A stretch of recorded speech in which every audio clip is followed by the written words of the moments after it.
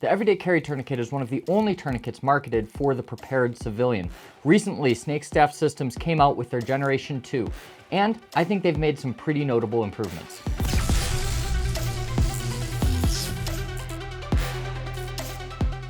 The Everyday Carry Tourniquet Generation 2 and the Everyday Carry Tourniquet Wide Generation 2 are two innovative tourniquets that are marketed almost exclusively for the prepared civilian. These are meant to be carried on you wherever you are. And I think that is a super cool concept. That is something we need more of in the medical space because bystanders can make the biggest difference when violence or injury happens around them. Now, let's address the elephant in the room. They sent me the Generation 1 back when it came out, and I tested it and I had mixed results. On one hand, it worked most of the time. I had one failure in training, but admittedly, that was probably more user error than a device failure itself. Some things that I took issue with were the fabric would collapse in on itself. It would make it kind of hard to tighten it if you got it all mixed up in the application. It had some gimmicks on it, like this chem light right here that clicked on when you tightened it up. And then I had some problems with the tourniquet gate itself, making it hard to secure it when it was under high load. They have recently come out with the Generation 2, and they sent me both of these almost right away. So, here I thought I left them kind of a so-so review on this one. It speaks well of them that they were willing to send me another one and give them a second shot. I really think they made some great changes to these devices. I'm gonna give you my full opinion on these tourniquets at the end. Be warned, there is nuance here, and I know the internet is not necessarily the place for that, but you're gonna get it just the same. With that being said, let's get into what this product is, some of its dimensions and specs. We'll talk about my testing, and then we'll go from there. So let's talk about these two tourniquets and what makes them unique. So we've got two versions. We've got the regular and the wide, and the only difference is, you guessed it, how wide they are. The regular version, which I think is kind of one of the more popular versions, is made this small so it can do a couple things. Number one, it is so small you can put it in the magazine carrier for your pistol. If it's a double stack magazine holster, it fits right in there. This one's a tier 1 concealed. Fits just fine. You can get a standalone one. It's going to work. So that's pretty cool. But it is actually so small that you can take this and you can clip this to a belt loop, or even I've seen people put this on their keychain, which the fact that we can put a life-saving tool that's not a pocket mask on our keychain is frankly amazing. Now, compared to like the cat tourniquet, which is kind of the gold standard in, COTCCC tourniquets, this is 65% smaller, or at least that's what they say on their website. And honestly, I believe it. Now, width does matter when we talk about tourniquets, and this one is not going to fit as many places. It does not fit in a double stack magazine holder, but it is still substantially smaller than the cat tourniquet. Now, the Committee for Tactical Combat Casualty Care says to be eligible for their recommendation, it has to have at least 1.5 inch wide band. People will tell you that the internal band of a cat tourniquet, which actually applies the pressure on a cat tourniquet, is only 1 inch wide. So it is buried in this fabric, and I'm sure the fabric adds something to it, but like Snake Staff Systems says, if you apply this to like a foam roller, it's going to come away with an imprint that's about 1 inch wide. How much of a difference that is here, I don't know. Even so, I do gravitate towards the wider tourniquet because that means lower occlusion pressures, and it's going to mean a little less pain for your patient. Now, everybody will tell you that a tourniquet hurts, which is true. It's not always the biggest deal in the world. We can treat that with pain medications, but a patient that's squirming trying to get that tourniquet off because it hurts so bad is not a good thing, so we like to reduce that pain as much as possible. So going over the features of these tourniquets. These are windlass tourniquets, which means this right here, which is called the windlass, if you ever find that in bar trivia, this is what gives you the mechanical advantage to actually cut off blood flow. Right here, we've got the bracket the windlass sits in, and that locks in place with this spring-loaded clasp to keep it from coming out during transport. And like we talked about, you can use this to clip this to various belt loops or car keys, however you need to carry it. Now, this is a non-friction lock, so this goes freely through this, and it locks with Velcro in place. Now, that's pretty common. That's the same locking mechanism as a cat tourniquet. You can see on the band itself, you've got all of the instructions right there. They're pretty simple instructions. 1, 2, 3, pull the strap as tight as it can over the wound, turn the windlass until bleeding stops, and call 911. You also have a QR code that takes you directly to these instructions on their website, and you've got a little place for time.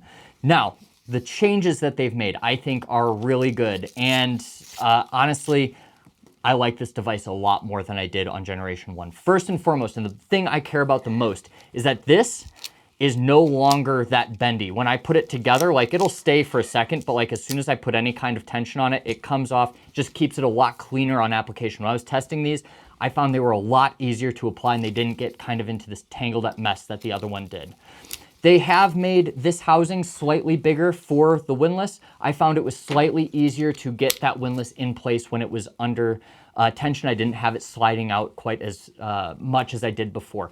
It's still a little bit of a pain to take that windlass out, which is not something you're gonna do a ton, but if you've tightened it and you don't have full occlusion or the patient status changed and you need to tighten it some more, you do have to take it out. So that's maybe one negative, but honestly, other tourniquets have the exact same problem and it's not that big of a deal. They say right here on the buckle, when you're pulling the strap through, they made this curved so it distributes the pressure on the band more evenly instead of focusing the pressure on the sides. I'm not a material science person. I believe that it works. And similarly, they added a power ring, which sounds like kind of keeps the force of that windlass straight down instead of bringing it off to the side, something like that. Don't quote me on it, but they say it's an improvement. They say it's a little bit easier to tighten this with one finger. I didn't notice a huge difference in practice, but I didn't really feel like it was a huge issue with these. So if they say it works, again, I believe them there. They have gotten rid of the chem light on the side, which thank goodness. They said the reason was because sometimes it would crack beforehand.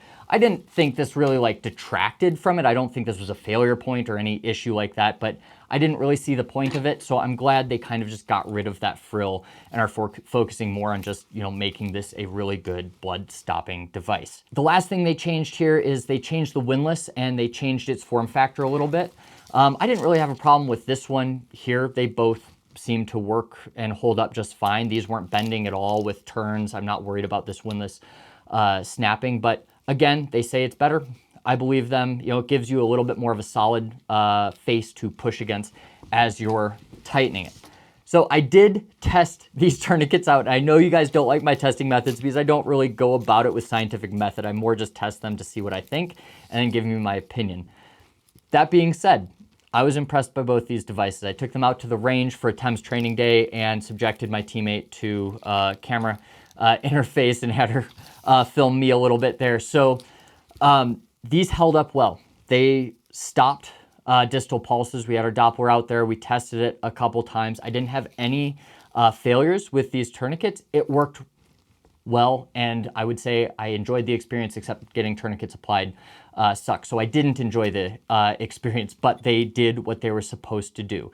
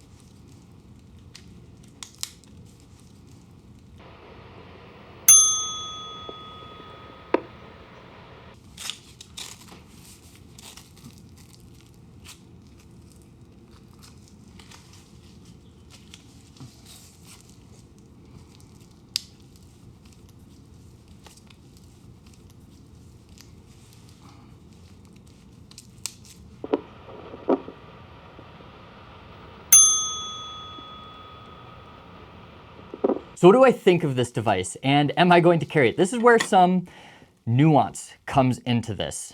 So bear with me, all right?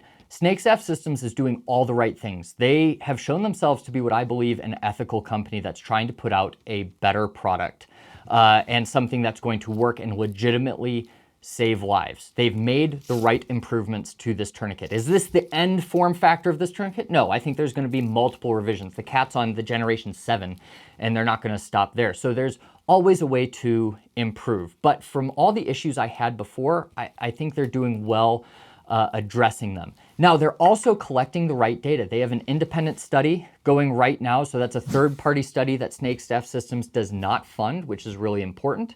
The data on that has not been peer-reviewed and released yet, but we should see that in the next couple months. They are also collecting all of the use cases when this was used in the real world and recording everything they get. It's a public PDF that you can find on their website. I think right now they're at like 13 applications, and that encompasses the applications that were absolutely warranted to things that probably weren't. So like one of the first cases in there is somebody almost cuts their finger off and they apply a tourniquet high and tight. Was that a great use of a tourniquet? Probably not. But Snakestaff Systems admits that in the paper. They say, hey, you probably don't need a tourniquet for this, but it was still used. Here are the pros, here are the cons. And they go through that with all 13 of these cases. And I didn't see any failures in those cases. They throw out a survey for them to respond to. And obviously there's only so much data they can collect on their end. But it does show a lot of transparency. And while that is not like the pinnacle of medical evidence because it's kind of a collection of anecdote, it is still important to collect, and it is a kind of mark in favor of Snakestaff Systems there. So am I going to carry these tourniquets? Probably not. But here's a huge caveat to that.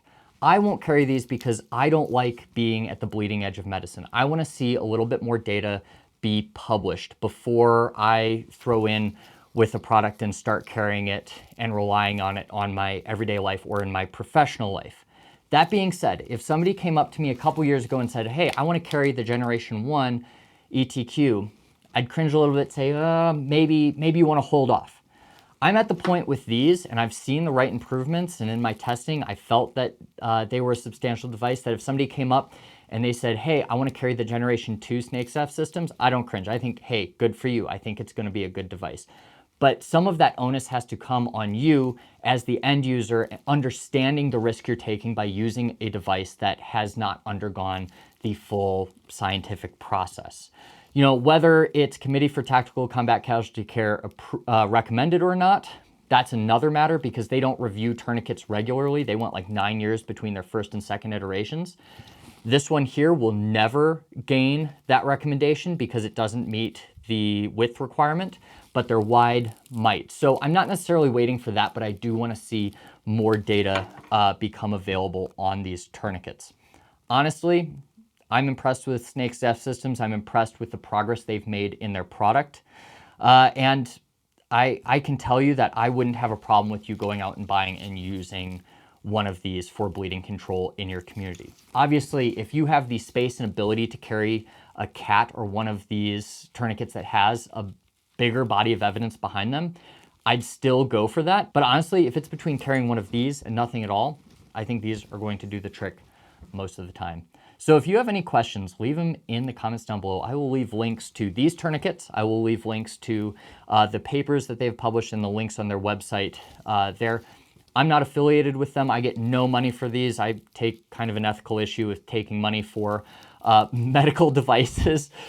So I don't get any money for that, but use your judgment, buy these if you want, and I will see you next week.